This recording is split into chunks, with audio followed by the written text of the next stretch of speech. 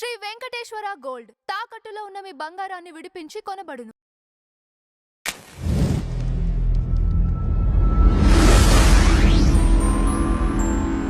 నమస్కారం ప్రసాద్ గారు. నమస్తే అండి. జగన్మోహన్ రెడ్డి గారు పార్టీ పెట్టిన తర్వాత ఫస్ట్ టర్మ్లో రాలేదు. తర్వాత 151 సీట్లు సాధించారు. తర్వాత 11 సీట్లకు పడిపోయాయి. ఇక్కడ ఒక చిన్న కంపారిజను, ఎందుకంటే రీసెంట్గా నేషనల్ మీడియాలో లోకేష్ గారిది ప్రతిరోజు మనం చూస్తూ ఉన్నాం. కంపారిజన్లో మంగళగిరిలో ఆయన 5,000 ఓట్లతో ఓడిపోవడం జరిగింది. తర్వాత అదే మంగళగిరి నియోజకవర్గంలో, అంటే ఆ సామాజిక వర్గం బలం లేని నియోజకవర్గాన్ని ఎంచుకొని మరి అక్కడే నేను నిలబడతాను, అదే తెలుగుదేశం పార్టీకి ఇస్తానని చెప్పేసి ఈ రోజున 3వ స్థానంలో నిలబడ్డారు ఆయన.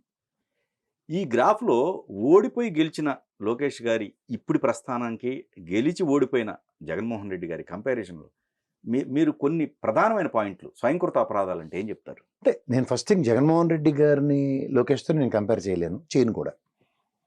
ఎందుకంటే లోకేష్ గారు ఒక ఎమ్మెల్యే అండ్ ఒక మినిస్టర్ స్థాయిగా ఉన్న వ్యక్తి.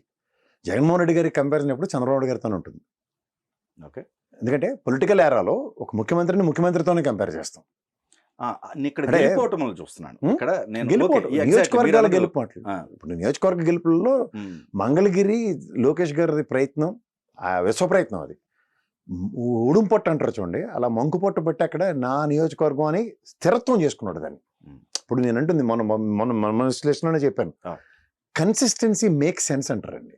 కన్సిస్టెన్సీ మేక్ సెన్స్ అన్న దగ్గర ఇప్పుడు నేను ఇక్కడ ఓడిపోయాను కాబట్టి నాకు చంద్రగిరి ఇచ్చి లేదా కుప్పం ఇచ్చి అని వెళ్ళిపోవట్లేదు. ఆయన ఎక్కడ పడ్డాడో అక్కడే లేస్తున్నాడు ఆయన. అది లోకేష్ గారిది ప్రూవెన్ ట్రాక్. అక్కడొకరు తినేచ్చాడు. ఆ ఓటమి తర్వాత నియోజకవర్గంలో అతను పగలనక రాత్రి అనక పనిచేశాడు. తలలో నాలుకే తిరిగాడు వాళ్ళందరికీ. దాని ఫలితం ప్రజలు ఇచ్చారు. ఇది లోకేష్ గారి ట్రాక్ రికార్డ్. బట్ ఇక్కడ మీరు కంపేర్ చేయవలసిన విషయం ఏంటంటే 23 స్థానాలు పరిమితం అయిపోయిన తెలుగుదేశం, ఇవాళ 11 స్థానాలు పరిమితం అయిపోయిన జగన్మోహన్ రెడ్డి.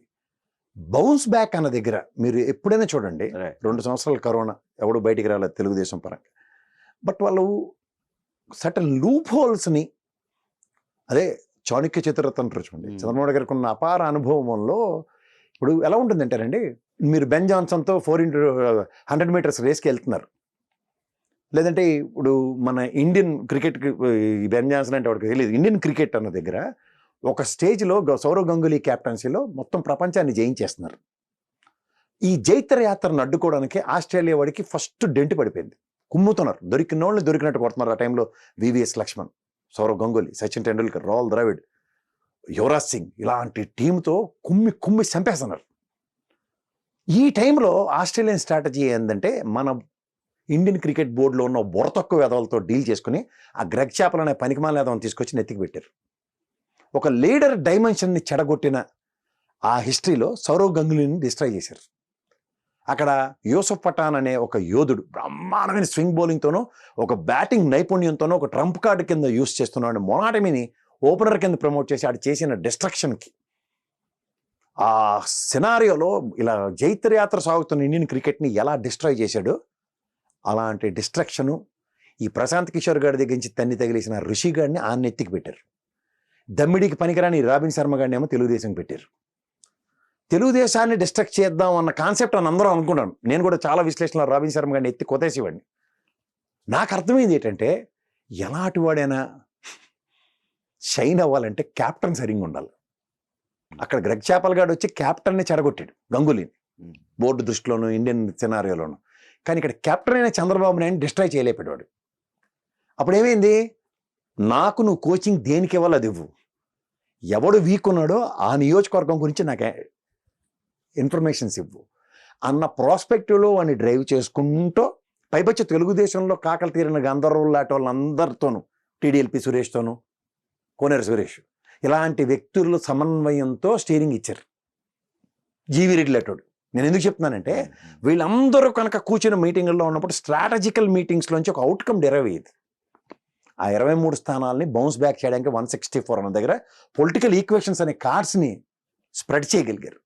సో ఆ స్ప్రెడ్ చేసిన దాంట్లో చాలా టైం లిమిట్ తక్కువ ఉంది. నేను ఇందాక ఎందుకు చెప్పానంటే, డిస్ట్రక్షన్ నుంచి సక్సెస్ చూసిన ఆస్ట్రేలియా స్ట్రింట్ చాలా తక్కువ.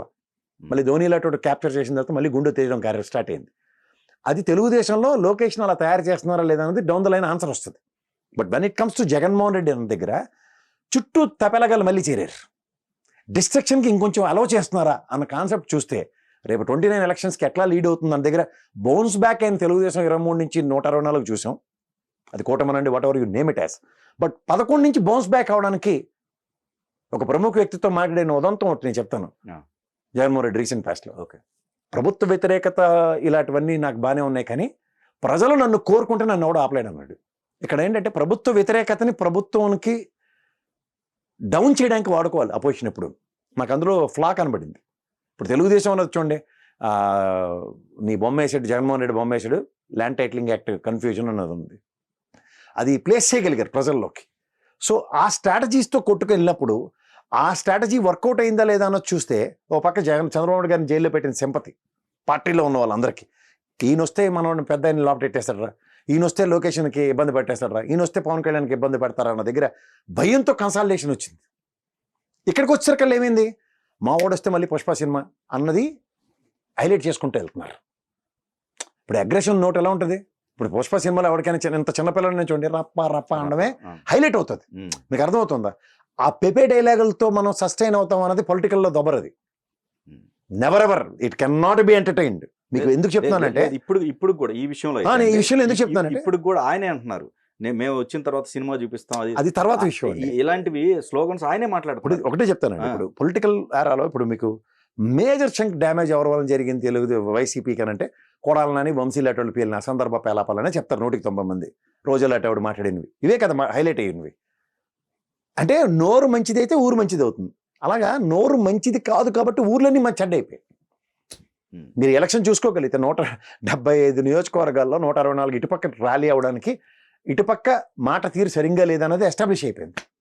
సో అట్లాంటిది ఇప్పుడు చేతలతో కూడా యాడ్ అయితే ఒక డేంజర్ బెల్లే కదా. సో ఇక్కడ మీకు అర్థమవుతుంది ఏంటంటే మనం అర్థం చేసుకోవాల్సింది బౌన్స్ బ్యాక్ స్ట్రాటజీస్ తెలుగుదేశంలో కనబడినట్టు.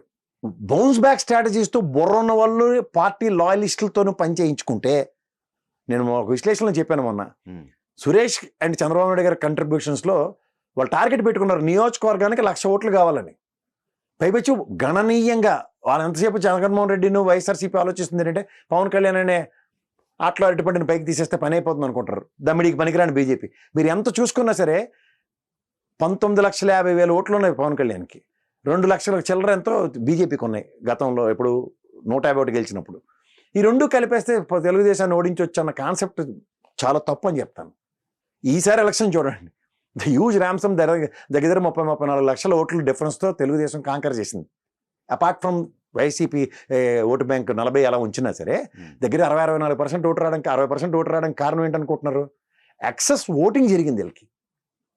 అండ్ 40 లక్షల ఓట్లు తొలగించడంలో సురేష్ వైటల్ రోల్ ప్లే చేశాడు. ఆయన కూర్చున్నాడు. ఇప్పుడు ఎస్ఐఆర్ వచ్చిన తర్వాత దీనికన్నా ఉపయోగాలా నష్టాలా అని చూస్తే, నేను ఆయన ఒక కంపారిజన్ చెప్పాడు. వెస్ట్ బెంగాల్లో మమతా బెనర్జీ గెలిచిన లాస్ట్ ఎలక్షన్కి ఈసారి ఓడిపోయిన ఎలక్షన్స్కి మమతా బెనర్జీకి ఎక్కువ ఓట్లు వచ్చాయి, ఆయన ఓడిపోయింది ఓటు పరంగా. ఎస్ఐఆర్ ఎఫెక్ట్ అనగలరు రావడైనా. ద సేమ్ సినారో ఇప్పుడు అడాప్ట్ అవుతుంది ఇక్కడ. మీరు అన్నట్టు ఇంకోటి ఓట్ బ్యాంక్ విషయం ఇక్కడ ఏంటుంది అంటే ఒక team work of respect to party చూడండి. Team work of respect to party ఏంటి సార్, బూత్ కమిటీలు 44,000 మంది ఉన్నారు తెలుగుదేశానికి సైనికులు ప్రతి నియోజకవర్గంలోనూ.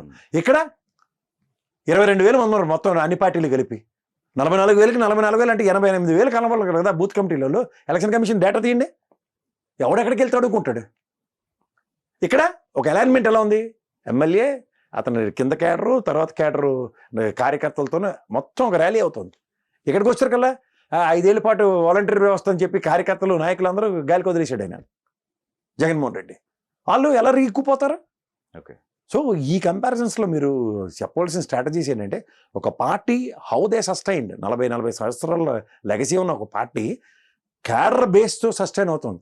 క్యాడర్ని ఎప్పుడైతే నువ్వు పరిరక్షించుకోవట్లేదో, మొన్న లోకేష్ ఇచ్చిన స్లోగన్ చూడండి అనే మహానాడులో, కార్యకర్త మా నాయకుడు అని. సో ఈ స్లోగన్స్ సస్టైన్ అవుతున్నాయి. ఎందుకు? ఎక్కడో దగ్గర ఏదో దగ్గర సముచితమైన న్యాయం సమానం జరుగుతుంది. When it comes to hear నిజమే కార్యకర్త కమిట్మెంట్తోనే వైఎస్ఆర్సీపీలో పనిచేస్తున్నాడు, కానీ వాడు ఎన్ని సంవత్సరాలు బట్టి పనిచేస్తున్నాడు వాడికి గుర్తింపేది. ఒక పార్టీ 5 సంవత్సరాలు పరిపాలిస్తోంది అంటే కార్యకర్తని పార్ట్ అండ్ పార్సల్స్ చేస్తుంది. నీరు చెట్టు తెలుగుదేశం పరంగా వాడు ఇది పార్ట్ అండ్ పార్సల్, కార్యకర్తలకే ఆ కార్యక్రమం. ₹1 వాడికి ఏబులు పెట్టుకుంటున్నాడు. 5 సంవత్సరాల పార్టీలో చిత్తశుద్ధి చాటుకుంటాడు. ఎక్కడ ట్రాన్స్పరెంట్ గవర్నెన్స్ అని పేరిటి కార్యకర్తల నాయకులు లేపేస్తే ఎవడెళ్ళి ఎందులో పడిసేస్తాడు. ఆ కమిట్మెంట్స్ని డిస్ట్రక్ట్ చేసుకుంటున్నాడు ఒకడు, ఒక కమిట్మెంట్ని ఇంకొంచెం వెలిడిటీ క్రియేట్ చేస్తున్నాడు ఒకడు. సో ఈ కంపారిజన్ అంతే.